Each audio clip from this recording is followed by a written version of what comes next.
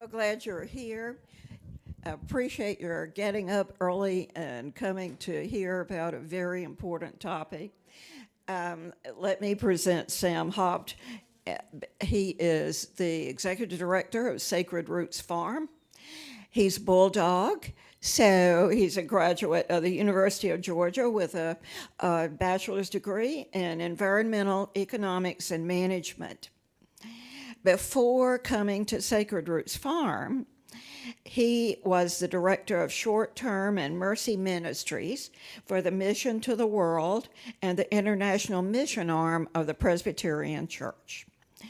While at MTW, his responsibilities included launching new ministries to exploited people and people at risk of exploitation. He also directed the global disaster response and managed the deployment of 5,000 annual volunteers. And there went the introduction, but I will continue. He feels that it's important for women to have a safe place to go and heal from their trauma, but there was a shortage of long-term programs. The lack of programs led him to take the next steps in opening a specifically designed recovery program for Georgia for women who have been victims of sex trafficking.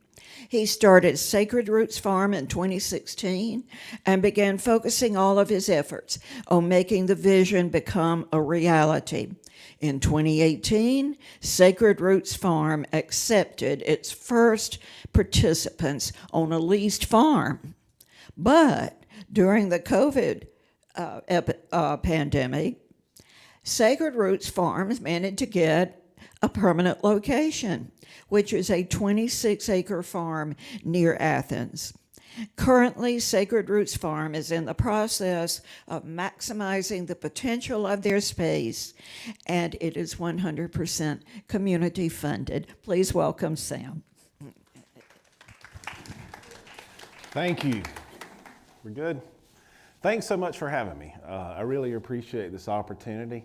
It's fun seeing some familiar faces. Before we get into this, I wanted us to just talk about what is human trafficking. And so the reason I ask that question is because sometimes I know when I talk to people, what we do kind of gets jumbled into a lot of people who are being exploited or who are at risk. And I wanted to talk specifically about who it is that we serve. And so human trafficking has a definition that's been generally accepted that the UN created.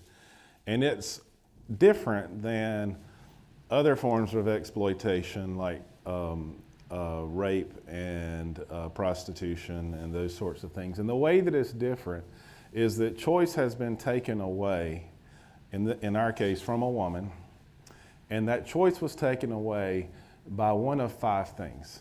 It was force, or threat of force, or coercion, or deception, or kidnapping. And so those five things they define what human trafficking is. In the case of most of the ladies who come to our farm, it has been perhaps all of those.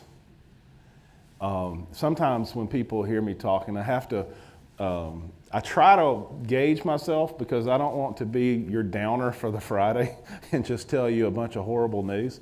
But we're going to have to talk about like a really ugly side of our society, but we're going to end with a lot of hope. But the reality is, with a lot of our ladies, is that they have been deceived. Now, what might that look like? Well, what it looked like when I was in Jordan, when the Syrian refugee crisis first happened, was it looked like when these people were coming from Syria over to Jordan, and they were settling in a refugee camp, then in this refugee camp, there was probably 500,000 people. They were all in desperate need. And all of a sudden, these little shops in the refugee camp started setting up, and it was marry a nice Muslim man. And so these families that couldn't care for their own children thought, well, here's an option. they can find a nice Muslim man. And they would have these catalogs of people that they could go through and have these bios of where this man lived and what his life was like. There was no nice Muslim man on the other end. These girls were just taken from these refugee camps and they were placed in trafficking situations. So that was a deception. About half our ladies have been kidnapped, but as I was telling Miss Mary Bob, most of them, there was deception and coercion and force and threat of force that happened before the kidnapping. So any questions about what human trafficking is, just in terms of a definition?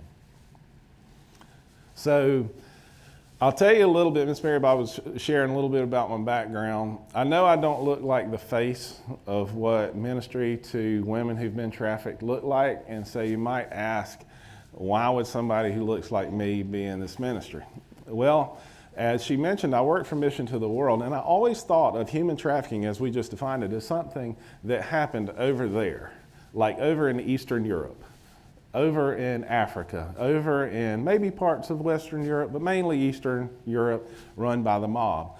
And because my definition of human trafficking was pretty much created by the movie Taken with Liam Neeson, and that was what I thought of human trafficking. And so working for a missions organization, I said, well, we've got to do something about this. And so we started working with national partners who were working in the area of human trafficking. And International Justice Mission does a lot of work to free ladies internationally. And the hole that we saw at the time was, when you free a lady, then where does she go? She's probably in a country that she didn't grow up in. If she can go back home, there's a good chance her family doesn't want her because there's a lot of shame on it.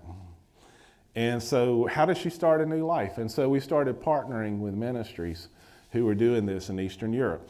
And I happened to be in Romania at the European Freedom Network.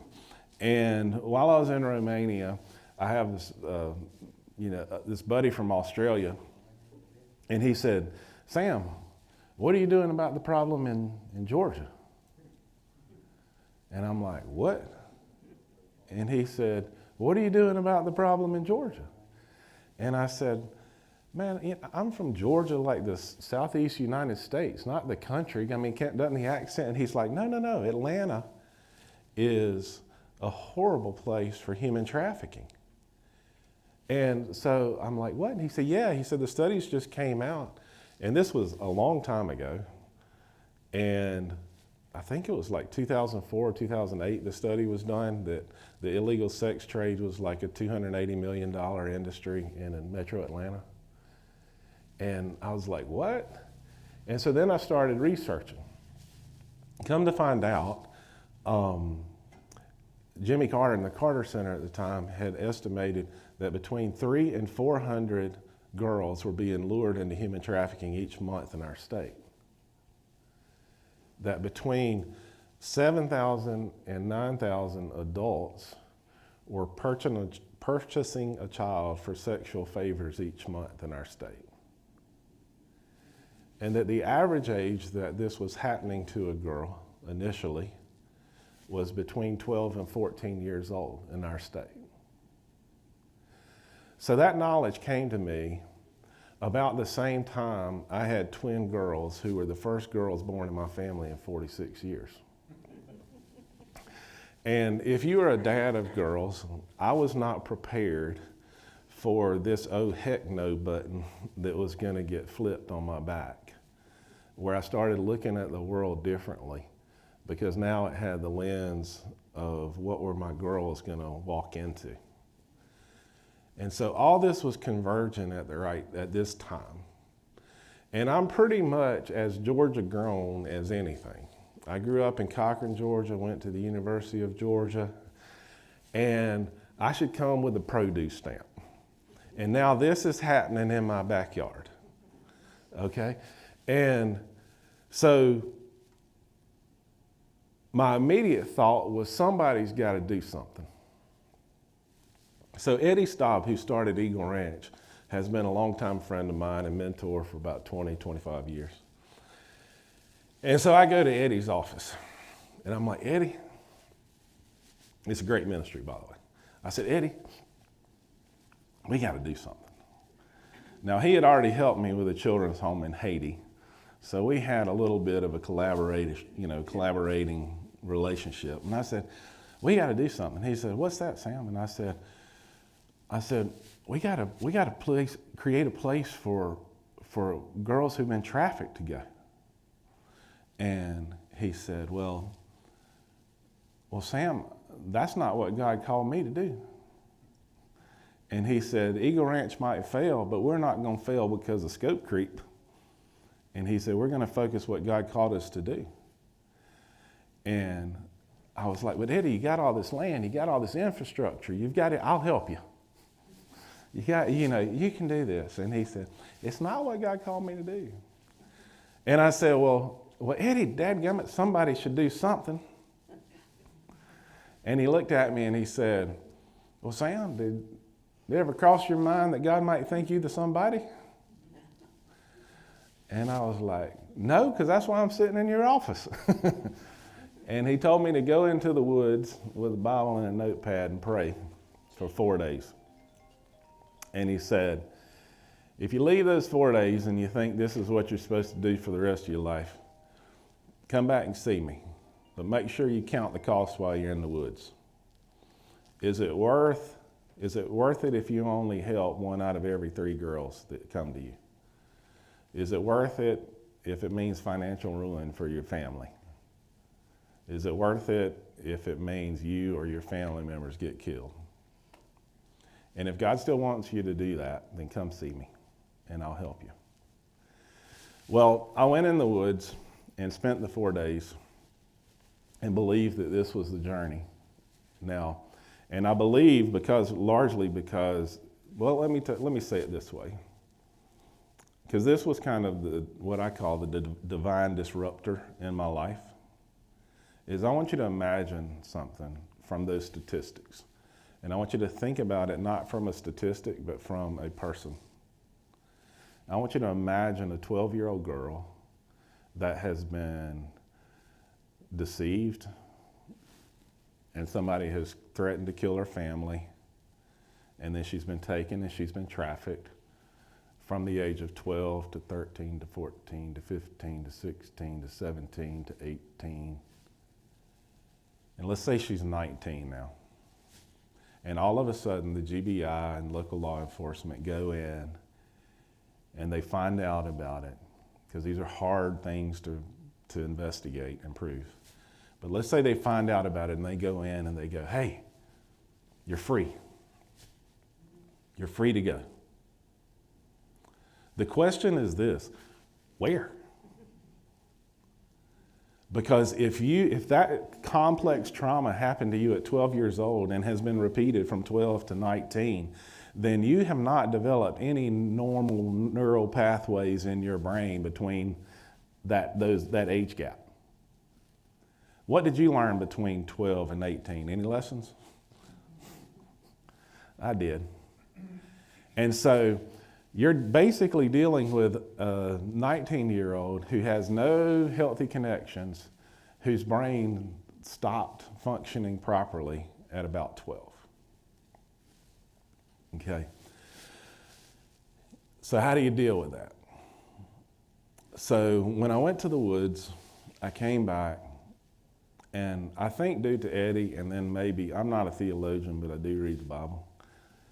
And there's this idea that struck me that maybe there's something to this idea of space and healing.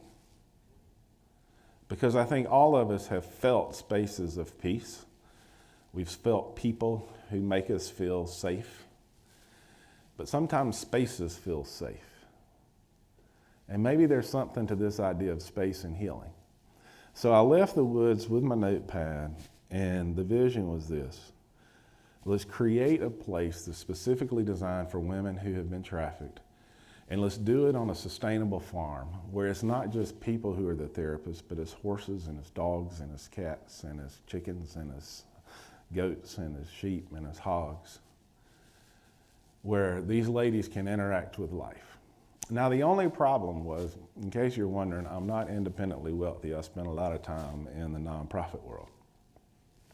And so there was nothing really but a call from God. I want you to think about just for a second. That was 8 years ago today.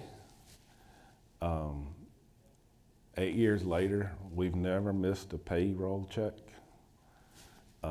We were gifted 26 acres and a 5,500 square foot house. Also has a guest house on the property, also has a swimming pool, a gated entrance. And it's a place where ladies come, and if you decide through a background check, if y'all ever want to take a road trip, I can show you around. But peace oozes from the soul, as a lady who came to visit said. And so what happens, and it turns out that that's true, that space is important to healing from complex trauma. And it's true, I didn't know it then, but the reason I know it now is because all the advances in neurobiology and that has happened, and some of the research coming out about how does trauma affect our brain and how do we build new neural pathways once we've been traumatized. Well, it turns out our brains want three things in order to build new neural pathways. It wants predictable, patterned repetition. And it wants that physically, and it wants it emotionally. And so it turns out that the farm ends up being a great place of healing for the ladies when they come. Sometimes people will ask, like, well, when do we get the ladies? Well, normally the ladies will come to us. They have to be clean, detoxed before they come to us. We don't detox on a farm. We're not set up to do that. And so they have to have at least 2 weeks clean of alcohol and drugs before they come to us. And I know nobody does drugs, but everybody lies, so everybody has to be tested. And so they come to us between 2 weeks and 2 months after they've been freed from human trafficking. And what's the state, or what's our approach when ladies come to us? Well, they come in oftentimes horrible, horrible shape. Like probably a lot worse than whatever you're imagining. Because people just think about the sex trauma of the abuse. They don't think about the physical and emotional and torture that may have gone along with that. And so we basically follow Maslow's hierarchy of needs. And so we start baseline, right? So they've probably not had a doctor work on them to say, other than an emergency room, like, how do you physically get healthy? And so we work there. And so we make things as predictable, patterned, and repetitive as we can, because they have to adjust to that. And then we work our way up Maslow's hierarchy of needs. And sometimes people will ask, well, what is it like? Are they afraid of you? And it's like, yes, they're afraid of everybody. And sometimes they think, well, they're just afraid of men and they're not afraid of women. That's not often the case. Oftentimes there's been women who have been a part of the trafficking, whether through the deception or something like that.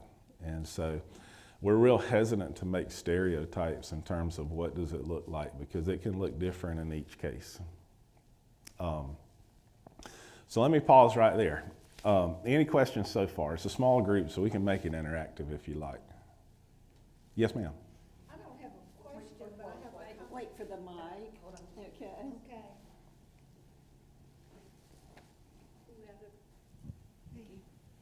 Thank you. I don't know whether you ever watch Law and Order. I used to watch a lot. Yeah. Last night, the Special Victims Unit program was about a man on trial for coercion. Really? Yes. Yeah. He was an insurance man who was trying to sell life insurance, not life insurance, but insurance policies to wealthy men with big companies. And he used these young girls that he had hired to be the gophers, whatever, in his office, but then he promised them they could move up. And he took this young girl to visit him anyway. And he was on trial for coercion and got 15 years. But that that happens a lot Yeah, with ladies that was we've last seen. night. And so I can share a story. I can say one of our values is this: we believe that every lady's story is her own to tell. And so sometimes people would say, like, well, Sam, why don't you bring one of your ladies? And the reason is because I don't want anyone to ever look at her. And if you were to hear her story, it'd be the most traumatic thing you've ever heard. And she would always be that to you. And I don't want that trauma to be what defines her in life. I want the fact that she's in college right now and that she's studying social work to define her. I want her achievements to define her, not the trauma that was done to her. So we never put a story with a lady, but I can tell you a story of a lady that has been at the farm, because we've had a bunch and you can't figure out who it is. So, but we have one lady and who is with us, because sometimes people think, I've noticed, sometimes people will think the only people that get trafficked are poor people. And that's not the case. That's not exclusive. And that's where it comes in, and it's hard to make generalizations. We had a lady, and her dad was a radiologist. And they lived in a really fancy house in a really fancy neighborhood. And her dad drove really fancy cars. And her dad had a massive heart attack at 46 and died. And one of the things her dad didn't purchase was life insurance. And so, although they had a Ferrari, they didn't have life insurance. And so when he died, their financial structure crumbled. And her mom, who had never worked, then was met by a nice boyfriend who made a bunch of money. And they were married 6 months later. And it turned out that guy was a pedophile. So he started molesting the daughter at 10 or 11 years old. And she went and told her mom, and her mom didn't believe her. You can imagine what kind of rebellion that created in her. So she started drinking, and she started using drugs, because now she's dealing with the trauma of losing her dad, the trauma of having a stepdad who's molesting her, the trauma of a mom who's not believing her. And now she goes from alcohol to drug use, and she's at a party one night where drugs are being used, and she gets shot up with heroin and thrown in the back of a semi-truck and taken out of the South into the Northeast, where she doesn't even know where she is. 5 years later, the FBI bust in and find her chained in a basement where she hadn't seen daylight in 4 months. When the FBI busted in, they shot her full of Narcan. They shot her full of fentanyl. And they tried to kill all the ladies who were in the basement. She was the only one that survived. And it took 5 Narcan shots to bring her back. So she was flatlined for over 7 minutes. The people who were trafficking her were so connected that we couldn't transport her from using any public transportation, because the traffickers had contracts with all the airports and bus stations. And so we had to fly a private plane from Gainesville, and we worked with the Harriet Tubman organization. And what they did was, this all had to be approved by the FBI and the judge. And what we agreed in collaboration with the Harriet Tubman organization is they picked her up from a safe house, and they drove her 4 hours down an interstate. And we had prearranged an airport that had no air traffic control. It was a little bitty country airport. And we had flown a plane to the neighboring state. We met kind of close to the state line, where that plane had finished its flight plan and then just flew VFR, hopped over, picked her up, and then she got out of a car with a bag into the plane, and she landed here. When she got to Gainesville, she always wore this hoodie, and she would hide underneath a table. the ladies all meet like around the dining room table every day, and that's sort of how classes are conducted. She would sit underneath the table with the hoodie and she would shake. For her first Christmas with her, we got her teeth because they had thought it would be fun to knock all of her teeth out. And so that was her first Christmas, but she still wouldn't take the hood off. So for about 6 months, she would sit under there and she would stay covered up. And then she would ease out from underneath the table, but she would still keep her hoodie on. And then slowly, we would time it to how long can you go without the hoodie. And it happened more and more. So her healing journey, there was a whole lot of trauma that came like from her path. And the question I want to ask you is, does someone like that have hope of healing?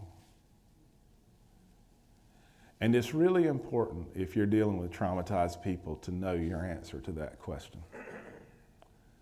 Because your words matter about 7% in terms of what you say. But these ladies can look at you in the eye and they can see what you think about them. And they can tell who you think they really are. And what image do we hold for people who have been traumatized? We better know because they know. And so it's a challenge to us, like as staff and as a community of people who are working with folks who have been traumatized. And the goal is this, is do not hold the image of her, of what the trafficker said she was. We've got to hold an image of her, of who she was made to be. So crazy enough, it was 2 years. So my office is right here on Green Street. There's only a few things that you can find public about Sacred Roots Farm. Me, our office location, which is on our brochure. You could probably figure out who my family is, but nothing other than that you can find out. So the ladies know if they come to the office, that's a public location where anybody can come in. So I was sitting there on a Thursday, and I'm working because I work 2 days from that office to do more strategic type stuff and communication stuff. And so I'm there on a Thursday, and all of a sudden I look up and I'm like, hey, what are you doing here? And she drove in. She said, well, I just left class at Lanier Tech. And I wanted to come by because today is my 2nd anniversary of being free from drugs and free from traffickers. And I wanted to say thank you for saving my life.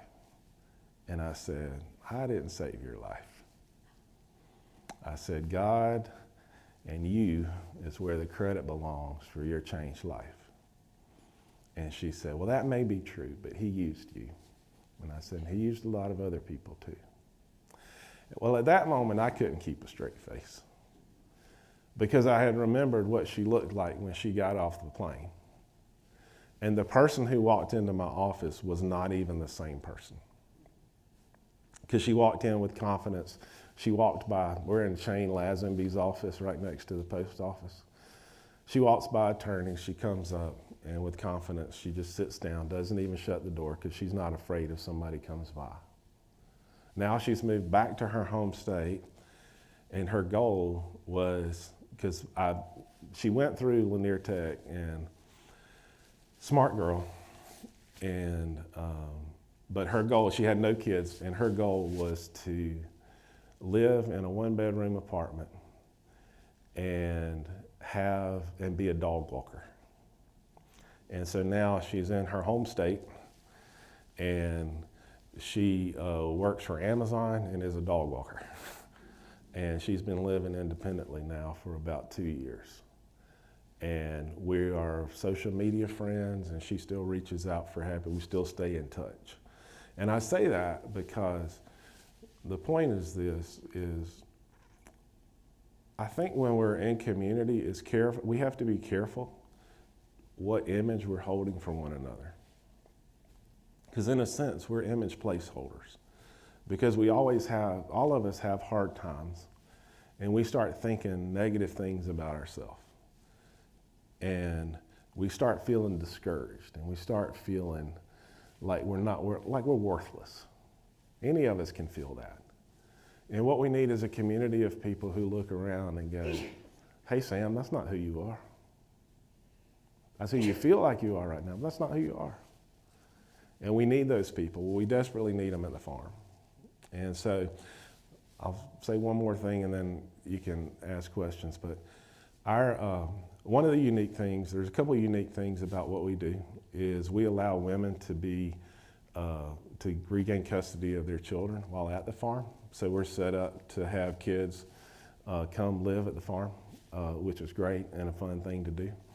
The other thing that is unique is the ladies, when they come to their farm, their first therapist is a horse. And so they get paired. All humans are dangerous, right? And so they don't know if horses are dangerous or not yet. And so they're able to walk into that relationship with a horse and be guided by Opal, our equine therapist, into how to have a secure relationship and how to calm yourself down. And because our horses, they don't get bribed to come connect with you. And so if you walk in and you're a nervous wreck, there's a real good chance they're not going to want to connect with you. But if you can calm and settle yourself down, they'll walk over to see what you're doing. And so through that, the ladies initially learn self-regulation strategies for themselves, and they get instant feedback from the horse who wants to build a relationship.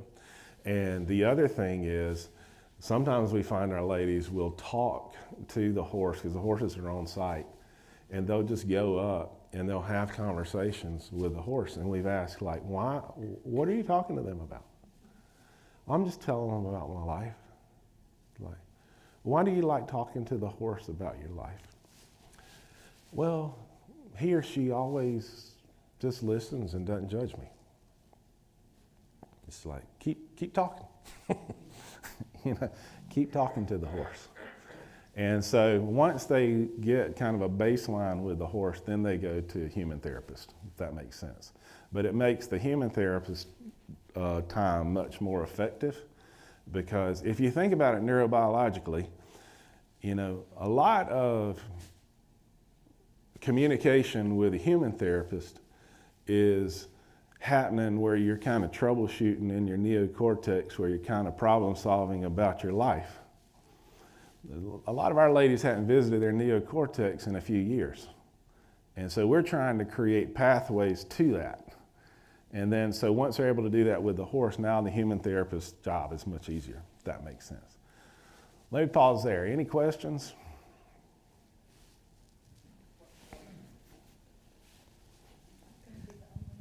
How many horses do you have? Yeah, we had 4, and then last week we had 1 die during the cold. So we have 3. So right now we're kind of looking to add 2 more in the next, probably by the end of the summer. And what is your capacity? How many people can you help at one time? Yeah, I was telling Miss Mary Bob, the house was beautiful, but it's a 5,500 square foot house, but it was designed like a place where wealthy people live. So it had not a lot of bedrooms, but a lot of other space. And so what we're doing right now is we're adding 5 more bedrooms. So we have 3 bedrooms now, and we're adding 5 more. And so, and the reality of what we do is we can't help everybody. And when you're helping people, you get to be friends with grief. Because one of our ladies the other day said she saw something that resonated with her. And when I say ladies, one of our participants, ladies who've been through our program. Because we get comfortable with grief, and it's like, and she said, I read that grief is love with no place to go. And that's sort of what happens when we try to help people that we can't help, because they come in and they're not stable enough for us to help. So you may say 3 bedrooms. Well, that means you've helped 3 people in the last year. No, I mean, we've had a lot of people come through the other bedroom and turn it over. And so we have to, the reason we're adding 5 bedrooms is because we had to look at what do we control and what do we not control. And the reality is we don't fix people. And we provide them support and resources and encouragement. But a changed life, just like I told the lady in my office, the credit belongs to God and her because she did the work. And so what we want to get to, the reason we're building those bedrooms out is because we want to give a trafficked lady a chance at a new life once a month. And so we think with those bedrooms, every month we could do that. And we probably can't do it more than that because we have to maintain a culture that's somewhat stable. And when you have someone, complex PTSD can look like a lot of different things when it's really, really bad. So psychosis is not uncommon. And it's real messy that first month. And so now by month 3, it's usually a lot better. And if they stay past month 3, there's a really good chance that they have a good future as long as they don't 2 years later end up with picking a romantic relationship with an unhealthy person. That's our biggest second risk. So first risk is getting rid of the drugs and getting clean and getting used to the boredom of sobriety. And the second is don't pick a moron, 2 years later, because that will divert your life and take you on a bad trajectory. So, any other questions? Feel free to ask. Yes, sir. Obviously, these ladies are going to need to make a living when they're finished. What facility? I doubt that you have those facilities on the farm. What are you able to use locally to get them some training? So we, the way we approach it is like an individual developmental plan for each lady, because her capacity is going to vary one to the other, and her desire for a new life is going to vary one to the from one another. So right now we have 2 ladies in technical school, and one is studying to be a cosmetologist. And the other is, by God's grace, we've made some friends with folks at the University of Georgia. And so one, if she goes through and finishes her social work, her 2 years of social work, and makes all A's and B's at Lanier Tech, then they will help her to get transferred into UGA to finish her bachelor's. But it's individual. We also have St. Mary's Hospital over in Athens has created a pathway for us to where if someone's open to the medical field, they can go in as a cleaner, and they can start in rooms that don't have patients and then transfer to rooms with patients. And then after a period of time, St. Mary's will pay for all their education in a medical field when they stay on staff. And so that's kind of a medical outlet. But one of the things we do budgeting and targeting living wage. And so that starts, I would say, 7 months after someone has been with us. 6 months is kind of we're starting to look like, what do you want life to look like? And there's certain skills that you're going to have. And one of them is how you manage money. And so they have to start managing money in terms of what do they buy themselves in terms of makeup, just personal stuff. And then they add like a cell phone once they've earned that trust. And so we're a Christian organization, by the way. And so we tell them it's like, because we're a Christian organization, you get love for free. You get love for free every day. But trust, you are building every day, and it takes one bad moment to destroy it. And so every perk that you get is based off the trust that you build. And so That's sort of how we work that. But we would not exist if it were not for community partners. Yes, ma'am. Tell me about how you staff the organization. Obviously, it's kind of a unique setting, and so I've worked in that field. And in some situations, people are live-in. Sometimes they come in, which would be hard to maintain anonymity. How do you manage that, and how many people do you employ? Well, just because we're community supported, we try to keep our full-time employee load down. We use part-time employees where we can, if somebody's called to that. So, like right now, we employ 3 full-time, 2 part-time. It probably will go to 4 full-time as we fill out those bedrooms downstairs. We usually start people as a volunteer. And then see how they mix with the culture and the culture that we're creating. And the reason is this: the ladies are learning. This is something I didn't expect to happen when I started this. And this is my counselor, who I've had for a long time. We've gotten to be friends, pretty frank with each other.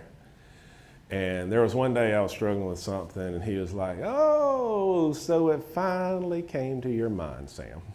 And I said, "What's that?" And he said, "You thought that God was calling you to come help these poor trafficked ladies become free. And now you are realizing that he's using these poor trafficked ladies to make you free." And that's a paradigm shift that happens with our staff. Because we all are sort of hiding from something. We all have wounds that maybe were not completely healed. And when you're in that environment where you're honest with each other, it comes out. And so we usually start people as a volunteer and let that kind of slowly warm up so it doesn't shock them. Because our ladies are, like, there's a lady that comes, one of our ladies now is part of our staff meeting. And I was talking to her about a donor issue, because I was just talking to staff about how I should handle it. And she, in the middle of the meeting, she says, "Well, Mr. Sam, I kind of think that your solution is not the best because I think it's coming from your insecurity as a people pleaser." And she was right. But that takes, a lot of times people aren't used to that type of frankness, and to be able to say, to just not automatically go into a defensive position to go, "What are you thinking?" She was right. And I had to just pause the defensive stuff and then ask the other staff, "Do y'all feel like this too?" And they're like, "Yeah, but we weren't going to say anything." And so it's best when people just kind of grow into us. And so we don't do a lot of outside, we don't stick a lot of job offers out there. So really it's just kind of grown from within. And our house mentor is a lady who came through our program. And so when we can do that, it works best, because it's one thing for me to say, "This will help you if you've been a trafficked woman," and that's different than, "This is what I did. You should try it. And this is why I'm in college."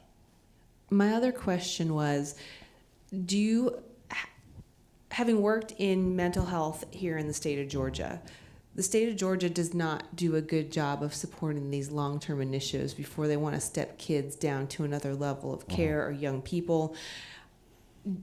When you receive a lady who is not in the right headspace to go through your program, how do you manage that? And do you have places that you partner with that will keep her anonymity and her, what she's been through, guarded the way you do?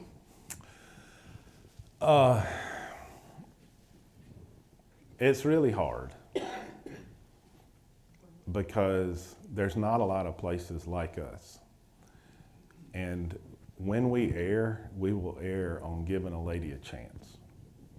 And so we've had one lady that came. She was schizophrenic, bipolar, major depressive disorder, general anxiety disorder, like all that in one person, plus complex PTSD.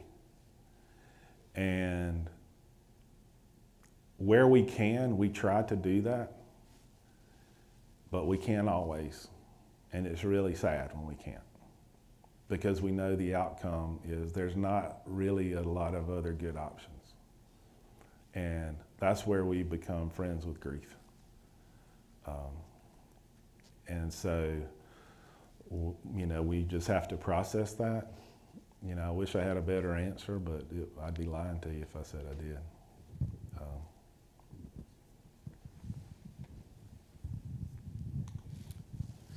You talked about 5 bedrooms. Yes, sir. What's your capital program for those? And if you're interested in contributing, how would we do that? Oh, thanks. So I've got a brochure and business cards. It's got our address on it. And so you can always mail checks to the address, which is like here in Gainesville, P.O. Box 3143, Gainesville, Georgia, which is on my business card.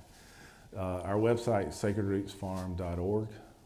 And so you can contribute, online that way. Just FYI, because we count pennies, a check gets us about 3% more of whatever the donation is than online because of processing fees. So that's something to consider. So, yes, sir. Could you describe a typical day in the life of these ladies at your facility? So, great question. Thank you. One of the reasons we have animals is we are resetting their circadian rhythm. And so they have to get outside and feed animals in the morning. And we want the sunlight to hit them in the morning and at lunch and in the evening. And that's better. That helps with their anxiety. It helps reset their circadian rhythm because they come to us and nights are days and days are nights. And so it helps everything. And so they start the day by feeding animals, and then they come back in. We're a Christian organization, but everything faith related is optional because it's optional for everybody, right? And we have to respect their personhood. And so there is a devotion that they're open to attend, but don't have to, at 9 a.m. And that's 30 minutes, and it's led by ladies at the farm. And so some staff attend, but it's all females. And then after that, they go into class time. And so they would have class from, say, 10 to noon. And they're going to go over a series of topics during the week, like anger management, self-esteem, choices and consequence, sometimes family dynamics, and parenting, because they may not have been parented well, and they may be a child and need to rethink about parenting. And then it goes everything from, so those are like soft skill classes, to everything, and the other side is like hard skill classes, and those usually come later. So those would be things like financial management. And then Brent, who is the only other guy, he's the farm manager at the farm. And so Brent on Fridays does classes with ladies on things like how to change your oil, how to change a tire, things you would want your daughter to know. And so that they don't get taken advantage of by, a mechanic. And so, and then twice a week they do have, it's a farm class. And so right now, what we're doing is we're getting ready to order seeds. So, and I'll tell you this, this is a little bit to the vision. What we're trying to do right now, I'm 53. By the time I'm 60 or sooner, I would like to have half of our operational budget made by products on the farm. So that half of our budget is community supported and half of it is made by products the ladies sell. And so right now what we're producing is pasture raised eggs. And so we're producing about 130 a day with a chicken tractor that we move around the farm. And so the ladies are involved in that, in the chicken class, and they learned like small business principles. How much did it cost us for our feed this week? How many eggs? We're selling them wholesale at $5 a dozen. Okay, so there's our margin. And so they're learning kind of business principles with that. The other thing we're doing in that farm class is looking at our seeds for this summer, seed orders. So what produce do we want to be producing? And so they weigh into that. And which ones of the seeds we order, which ones are going to be therapeutic versus which ones are going to be profit. So the eggs are kind of cash crop at the moment. And some of our produce is going to be cash crop. But we've got about 8 raised beds that we're thinking we may dedicate like to salsa. Because the ladies, they end up loving cooking because of some of our volunteers and partners. And we had a like salsa making competition, like blind taste test, everybody makes salsa from the garden. And they came up with some pretty good salsa, And so one of the things we're looking at is, them having an area which is not really, it's not a profit area of the farm, but it's a give back. And so we talked to them about a lot of food programs in our area give a lot of canned vegetables, but not a lot of fresh produce. And so how do we look at our farm plan so that we are planning on giving 10% of our produce to people in need? And so we have to start that mindset now, And so it's interesting because, if you think about it, like anger and fear can exist with joy and gratefulness. Like, you can't feel angry and joyful. You can't feel fearful and grateful. And so we're trying to model as much as we can for them to give back into the community. We have another cover organization that's just like, basically it's like Christians growing food for people in need. And it goes into Athens and into urban areas and does petting zoos for elementary school children. And so it allows the kids to get to see and hold a baby goat or, whatever we've got going on at the farm. And, for the school, that's the purpose. For us, it gives the ladies a chance to not be a trafficked woman. She is now a farmer and an animal expert to elementary school kids. Does that make sense? Did I answer your question? Okay. Any other questions?